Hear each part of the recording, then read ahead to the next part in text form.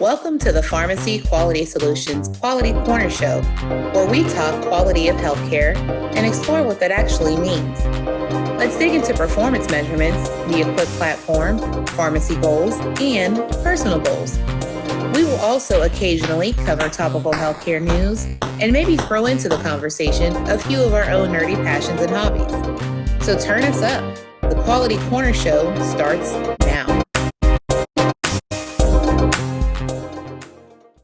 Hello, Quality Corner Show listeners. This is your host, Nick Dorich, and we welcome you to the next episode of the Quality Corner Show. While we are always bringing you some high-quality content, it is always more enjoyable when we get to involve some external guests. It's even more preferred when that guest on the podcast is a practicing pharmacist. Our guest for today's show reached out to us through our equipped support system.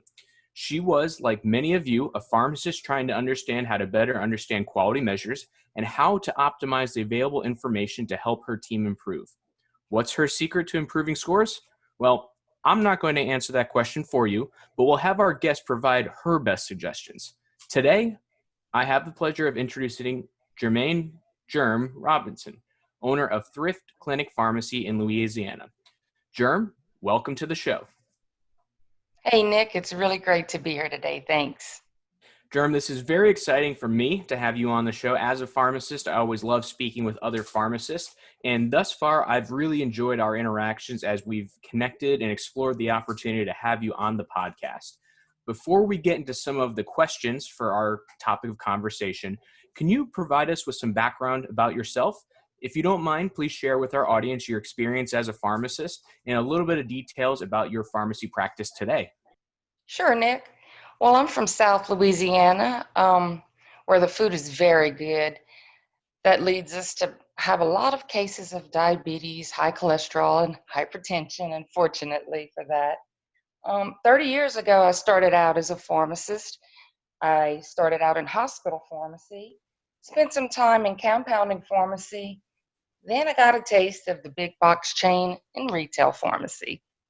From there, I decided, you know what, I think I'm just going to do my own thing, and ended up buying my own pharmacy. We're in a rural area, and we probably average about 150 prescriptions a day. I have a very small staff. It's myself, a pharmacist, 2 full-time technicians, and 2 part-time delivery drivers. While I was employed with the chain pharmacy, I was able to get involved with MTMs through the Outcomes platform. Then once I purchased Germ's Thrift Clinic Pharmacy, I started working with the Marixa program. It was there I signed up with Equip, I think it was 2016, with the previous PSAO. It wasn't until I switched to Pharmacy First, the new PSAO I'm with, that I was able to learn more about Equip. I think in 2018, I joined CPESN, which stands for Community Pharmacy Enhanced Services Network. Great organization. From there, I was chosen to participate in a program called Flip the Pharmacy, which has been a very good experience for me. Once I switched PSAOs to Pharmacy First, I was asked to be a part of a pilot program with Medicine on Time, which is an adherence packaging. Great tool to use. What I initially did was go to the Equip dashboard and select outliers there that were recurring monthly. I enrolled them in Medicine on Time and began packing those particular patients' medicines. This was the beginning of my success to becoming a 5-star pharmacy. Germ, thanks for providing the information and background. I've really enjoyed, again, our conversations.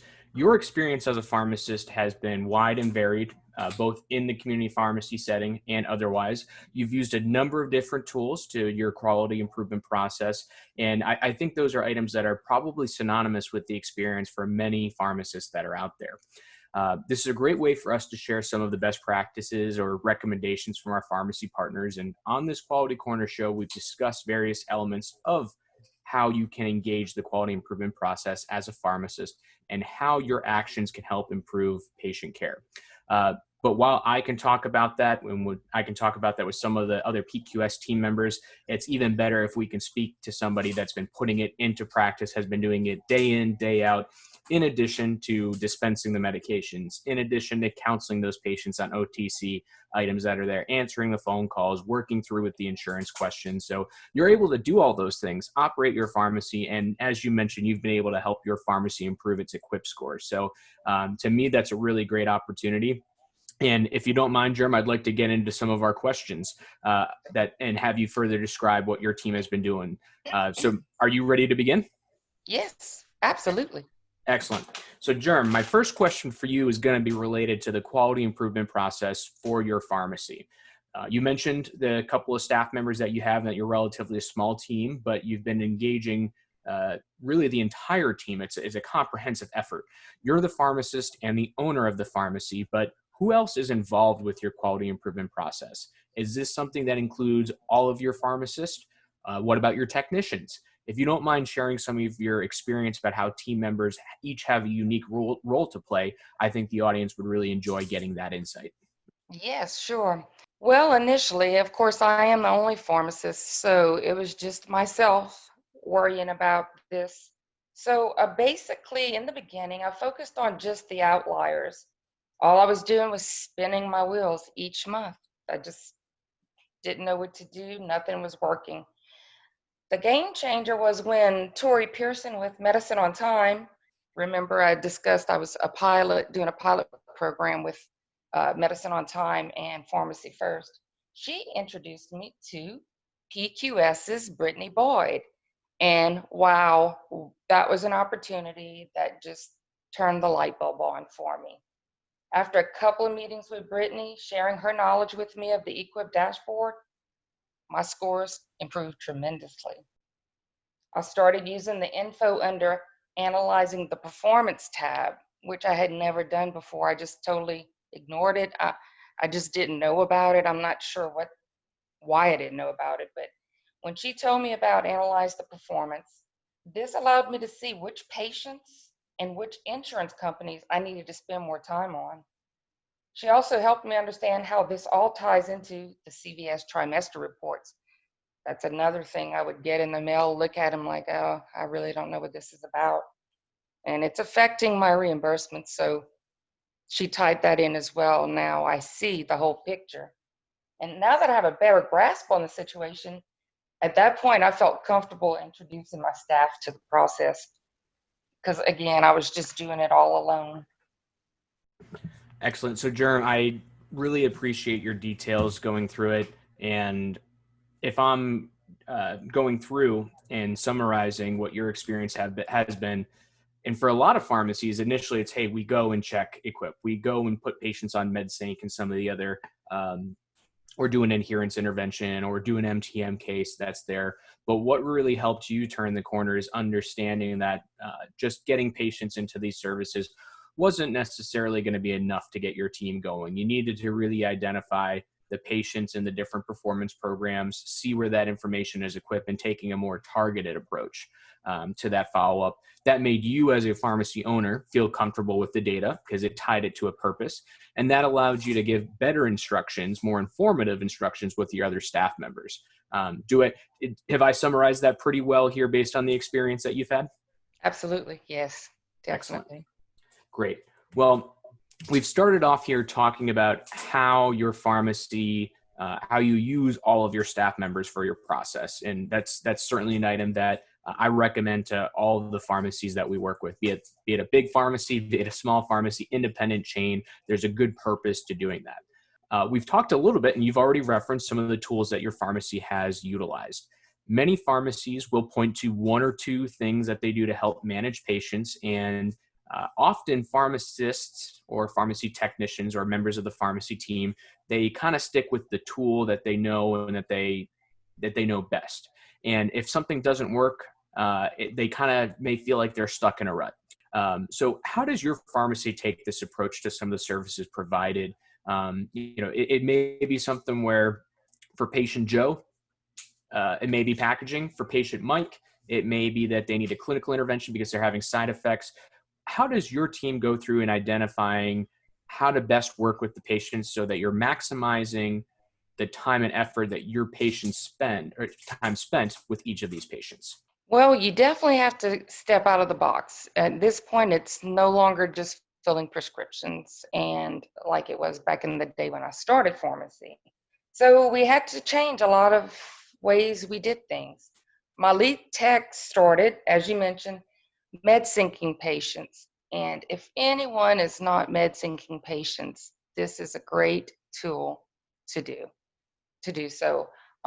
At least if you're going to med sync the three medications that you have to watch out for: your cholesterol medications, your hypertensives, and your diabetic medications. So they can pick those up together and not get off sync. Another thing I focused on were the repeated offenders, as I call them, of the outliers. Every month, particular patients kept showing up as an outlier. At that point, I decided, you know what?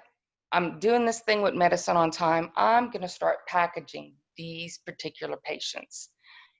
And there were a lot of reasons after speaking to a couple of patients, especially elderly. They may have been just taking a diabetic medication once a day.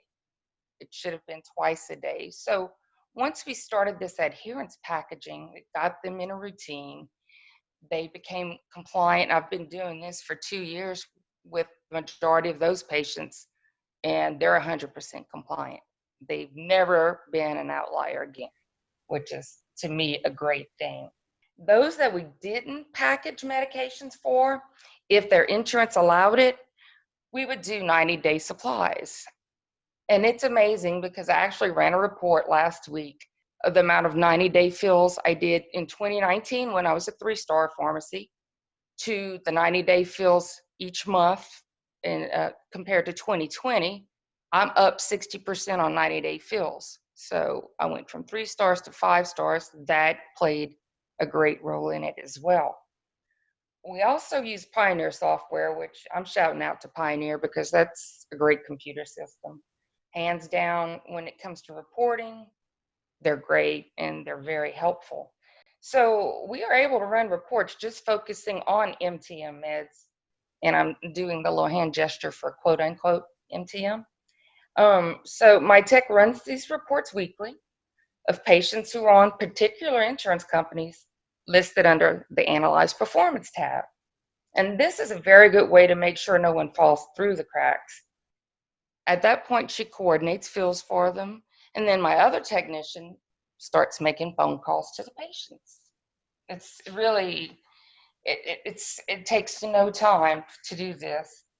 And another important thing I might add is to keep up, if you can, find time, which you can, your outcomes platform, because a lot of times you'll have tips in there and they're letting you know that someone may be on a 90-day fill and they're coming up for refill. So if you didn't catch it, then the MTM outcomes will enlighten you about that. So, Germ, with all these different solutions or ways that you're taking the approach, what's been perhaps the biggest difference when speaking with pharmacies about what helps make them effective? Having this approach with a number of different services, having the team, all of your team members involved, is this something where it helps reduce the time needed to follow up with the patients? Is that the biggest benefit? Is it something where you're just seeing more patients become adherent quicker? Is there any one element that you can point to that's really shown the best purpose to help your pharmacy improve? Just finally me realizing I needed help and asking for help by calling Brittany, and she helped me tremendously. When I started seeing a clearer picture, then I just said, you know what, I need to involve the staff. And, being just really 3 full-time employees, time is the matter. On Wednesdays, we're slow, so that's our day to maximize our time and we get things together. There's always a spot in a day or a day of the week that you can do so. And it's just a matter of finding that time, finding the right people, and doing the right job for that particular person. The motivation can play a big part, and going back to it for you was the education, understanding how these pieces fit together. Once you understood it and knew you had to prioritize it, suddenly you find the time one way or another. And as you've gotten better with the system, you find that you're spending less time to get good results as well. I know for a Absolutely. lot of pharmacists, getting a new program started, I mean, just any kind of new program, or even if you're learning a new skill at home.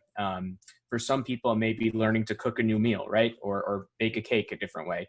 The first time you try it, it's going to be a little bit more stressful. It's going to take more time.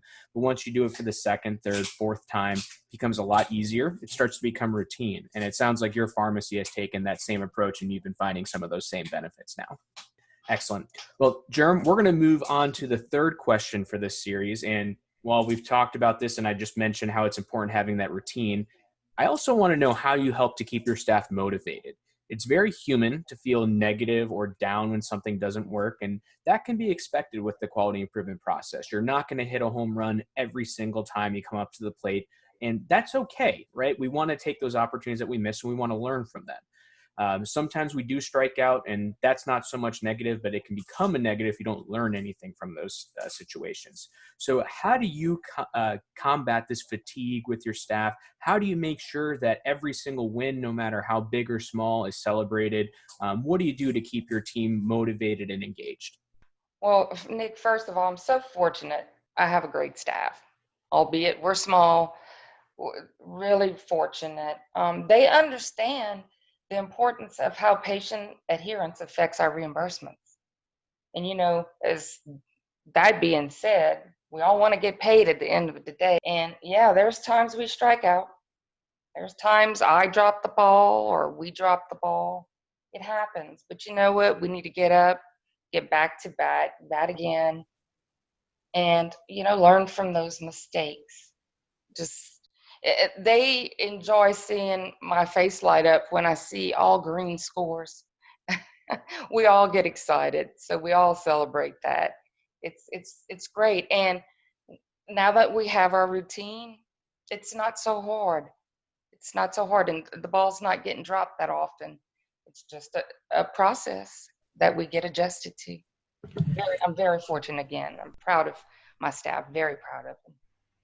Ed, Germ, I hope that everyone in our audience can sense the pride that you have in your staff. And because we're doing this over video, I can see the look on your face and smile as you say that. And I know that comes from a place of true meaning, and that's absolutely great to hear.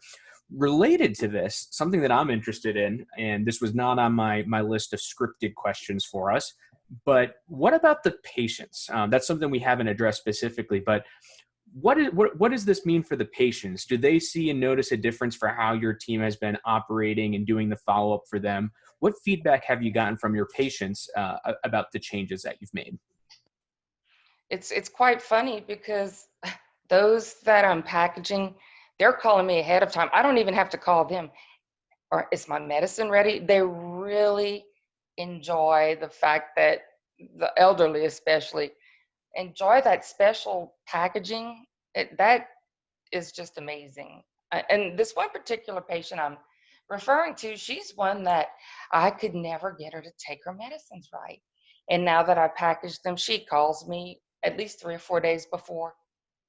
Is my medicines ready? Are my medicines ready? Yes, ma'am, they are. And, we'll bring them to you. But at the end of the day, we want those patients to be well.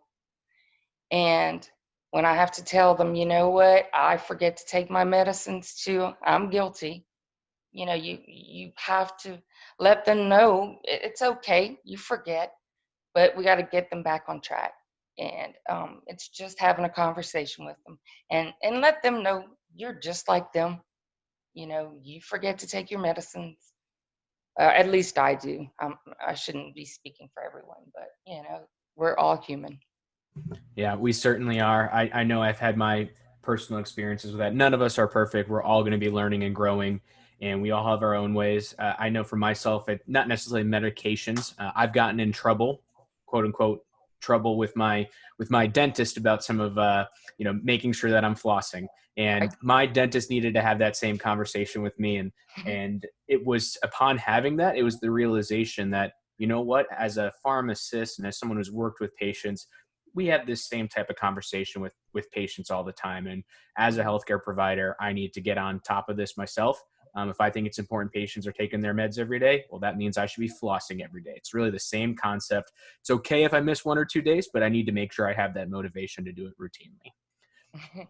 Great. Well, Germ, I really love this discussion and have greatly appreciated the hearing about the approach that you've taken for your pharmacy. It's really a positive to see that someone can take this, and as we said before, understand the information, look to understand the details. Understanding and having that knowledge is power that allows you to keep motivated and to keep pushing with your staff. You've seen a lot of wins, and when you've had some that aren't too exciting, news, you still get back up and get back on the horse to keep going. That's really a big driver. When we get to this part of the podcast and to the end, we usually like to talk about a topic that's maybe a little bit fun or maybe a little bit different. So for you, I want to ask, what are you thinking about next for your pharmacy, your considerations?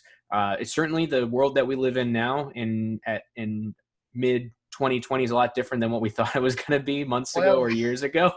But what are you excited about for your pharmacy? What's the next thing you're thinking about, or the next way that you're going to provide service to patients? Do you mind shedding a little light on what you're thinking about doing next?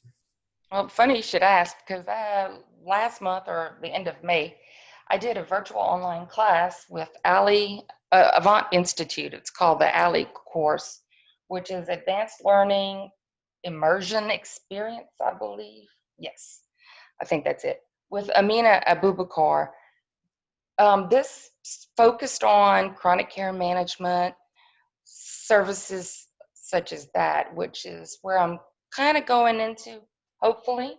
I just recently teamed up with Well Ahead Louisiana to begin doing this chronic care management. It's a new thing for me, which I'm an older pharmacist having to step out of the box from filling these prescriptions all day long to doing clinical services. So it's kind of scary. However, it's time for a change. And I'm hoping to get from this, as I've increased my scores, became a 5-star pharmacy with my EQUIP scores. Doctors are now being also challenged with quality metrics. They're being scored. I'm sure their reimbursements are going to depend on that as well. So if I could get into collaborating with physicians, hopefully I can help them improve their scoring as well. And Excellent. At the end of the day, also having better quality care for patients too. Yeah, it's absolutely 100%. If the things that we're doing are working, it's going to be a better experience for the patient, right? And that's why I think a lot of us got into pharmacy. I won't speak for every pharmacist that out there, but speaking for myself, hearing from you, Germ, that really does seem to be the biggest driver. Germ, I do thank you very, very much for all the information and insight today. I know I've really enjoyed it. And while, again, I said this at the beginning, we can talk about quality improvement. It's a little bit more helpful when we've got a pharmacist that's on the front lines doing this day in, day out. And that's what you and your staff are doing.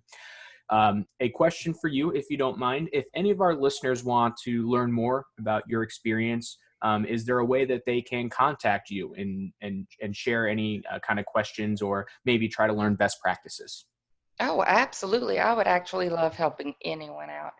My phone number is 337-948-4441, and that's my work number. Or they can email me, and I'll say it first and spell it. thriftclinicpharm@gmail.com, and that's thriftclinicpharm@gmail.com. I understand how hard it is, to go from filling prescriptions all day and having to step out of the box, trying something new. It can be done. That's why ask for help, call me. I would very much love to help everybody out. As a great songwriter once wrote, the times they are a-changing. It's time for us to do the same. Yeah, we certainly are. And Germ, again, I thank you very much. I really, really love and appreciate your intentionality. That's a word that myself and Cora from our PQS team that we use a lot. when it comes to the actions that we're taking and making sure that every action we take is meaningful and it has a purpose. And I think you really embody that approach as a pharmacist and for your team. So kudos to you. It was very important for us to hear the voice of a fellow pharmacist, someone that is not only reviewing and absorbing this different performance information, but you're also utilizing it to continuously review and evaluate services that you're providing for your patients. The keyword we often use here is that it is a process. Process is that keyword, and it's just that. It's going to be something that continues to evolve. It's going to be something that continues to change. New elements will be introduced. There's going to be new ways we review this information, but it's all done in a way that we can continue to review, identify what we do well, what we need to do some work on, but ultimately that's going to lend itself to a better outcome. That's a better outcome for our pharmacy, but more importantly, it's a better outcome for the patients. So for our listeners here at the PQS Quality Corner Show, we greatly appreciate Germ for coming on to the podcast today. She's been one of our best guests, if not the best guest that we've had on the show, really providing us with some great insight into how a pharmacy can operate successfully to help improve the outcomes for their patients. But with that, we've provided enough food for thought today. So we're going to go ahead and close out the show. So until next time, our team here at PQS has a couple of favors to ask of you, our podcast listener. First, we encourage you to share this podcast with 2 friends, because if you share this with 2 friends and each of them shares it with 2 friends, it really helps us hit a larger listening audience. Second, we also want to take a moment to remind you to subscribe to the podcast wherever you may find it. And then, if you have any questions or topics you would like us to address, please contact us. The best way to do so is to email info@pharmacyquality.com. Let us know what is on your mind and what we can address so that you are fully informed. Our goal is to continuously improve our podcast content and to provide meaningful information to our listeners based on current topics in healthcare, technology, and quality measurement. We want to help you become as effective as possible in how you care for patients and improve public health outcomes. So until next time, we wish you well.